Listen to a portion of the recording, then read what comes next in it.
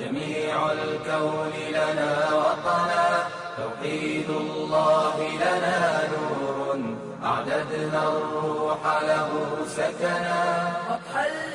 شریعت کے جتنے بھی دیے ہوئے عقائد یا احکام یا مسائل اور اخلاق ہیں ان سب کو ہم نے ماننا ہے. فرق کیا ہے؟ عقائد میں سے کسی بھی عقیدہ کا انکار کریں گے تو مسلمان نہیں ہوں گے. اعمال میں سے انکار کریں تو مسلمان نہیں ہوتا، لیکن اگر اقرار کرے اور عملی زندگی میں کسی عمل کو نہ لا سکے تو مسلمان پھر بھی شمار ہوگا. بنیادی بات عقائد و نظریات ہیں اور اس کو سمجھنا بے حد ضروری ہے. ہمارا تعلق چونکہ رسول اکرم صلی اللہ علیہ وسلم کی امت سے ہے، اور حضور اکرم صلی اللہ علیہ وسلم جس طرح آخری نبی ہیں، آپ پر نازل ہونے والا قرآن یہ آخری آسمانی کتاب ہے، آپ پر آنے والی وحی یہ آخری وحی ہے، اسی طرح ہم امت ہیں اور آخری امت ہیں. رسول اکرم صلی اللہ علیہ وسلم کی امت کے بعد اب قیامت تک کوئی اور امت نہیں ہوگی، آپ کی آخری امت ہے. تو نبی کریم صلی اللہ علیہ وسلم نے جو ترتیب امت کو سمجھائی ہے اس ترتیب کے مطابق ہمیں چلنا بے حد ضروری ہے. نبی کریم صلی اللہ علیہ وسلم آخری نبی ہیں، ہمارا عقیدہ ہے. اور یہ بھی ہمارا نظریہ ہے کہ رسول اکرم صلی اللہ علیہ وسلم آخری نبی ہیں، اور اب آپ کے بعد قیامت تک کوئی نبی پیدا نہیں ہوگا. یا ہم یوں کہتے ہیں کہ آپ آخری نبی ہیں اور آپ کے بعد اب قیامت تک کوئی نیا نبی نہیں آئے گا. حضرت عیسیٰ علیہ السلام تشریف لائیں گے، لیکن وہ نئے نبی نہیں ہوں گے بلکہ پرانے نبی ہوں گے. اور حضرت عیسیٰ علیہ السلام یہ نہیں کہ پیدا ہوں گے بلکہ عیسیٰ علیہ السلام آسمان سے نازل ہوں گے. حضرت عیسیٰ علیہ السلام کے متعلق ہمارا عقیدہ ہے کہ اللہ رب العزت نے ان کو زندہ آسمان پر اٹھایا ہے اور قیامت سے پہلے عیسیٰ علیہ السلام نازل ہوں گے. میں انشاءاللہ العزیز پھر کسی نشست میں اس پر تفصیل سے بات کروں گا کہ علامات مہدی کیا ہیں. لوگ دھوکہ بہت دیتے ہیں، علامات مہدی کیا ہیں.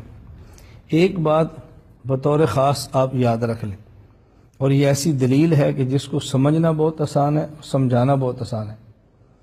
مختلف ادوار اور مختلف اوقات میں مختلف لوگوں نے مہدی ہونے کا دعویٰ کیا ہے. اس وقت بھی ملیشیا میں ایک آدمی نے مہدی ہونے کا دعویٰ کیا ہے اور غالباً مصطفیٰ اس کا نام ہے. ایک شخص نے انڈیا میں مہدی ہونے کا دعویٰ کیا ہے، شکیل اس کا نام ہے. دعویٰ تو کر رہے ہیں. میں جب ملیشیا گیا تو بعض لوگوں نے کہا جی یہاں مصطفیٰ نامی ایک شخص ہے جس نے مہدی ہونے کا دعویٰ کیا ہے، اس سے بات کیسے کریں؟ میں نے کہا اس سے بات کرنا تو بہت آسان ہے. جو شخص مہدی ہونے کا دعویٰ کرے اس سے گفتگو کرنا سب سے آسان ہے. اس کی وجہ علامات مہدی میں سے ایک بہت بڑی علامت یہ ہے کہ حضرت مہدی ہونے کا دعویٰ نہیں کریں گے. لوگ کہیں گے کیا مہدی ہیں اور وہ دوڑیں گے، لوگ کہیں گے کیا مہدی ہیں، وہ دوڑیں گے. تو مہدی ہونے کا دعویٰ کرنا اس بات کی دلیل ہے کہ یہ مہدی نہیں. جو شخص یہ کہ میں مہدی ہوں تو یہی دعویٰ اس کی یہی دلیل ہے اس کے باطل ہونے پر، جس کو ہمارے منطق میں لفظ سے تعویذ کرتے ہیں القضایا قیاساتها ماہا، اور جسے ہمارے کہتے ہیں دعویٰ ما دلیل. یہ خود دعویٰ ہی دلیل بنتا ہے. تو کسی شخص کا یہ کہنا کہ میں مہدی ہوں یہی اس بات کی دلیل ہے کہ مہدی نہیں ہے. کیوں؟ حضرت مہدی کی علامات میں سے ہے کہ مہدی ہونے کا دعویٰ نہیں کریں گے. تو دعوے مہدویت یہ بطلان مہدی کی خود دلیل ہے. تو اس آدمی سے بات کرنا تو بہت آسان ہے، مزید دلائل کی ضرورت ہی نہیں رہتی. میں عرض کر رہا تھا کہ حضرت عیسیٰ علیہ السلام کو اللہ پاک نے زندہ آسمان پر اٹھایا ہے.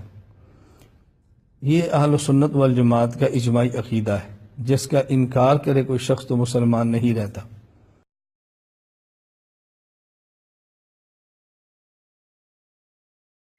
ہفتے کے دن 4 نوجوان ہماری مسجد میں آئے اور ان کو اطلاع ملی کہ خاموشی سے وہ لوگ ایک ایسی آئیڈیالوجی کو پیش کر رہے ہیں جو اسلام کے بالکل مغایر ہے.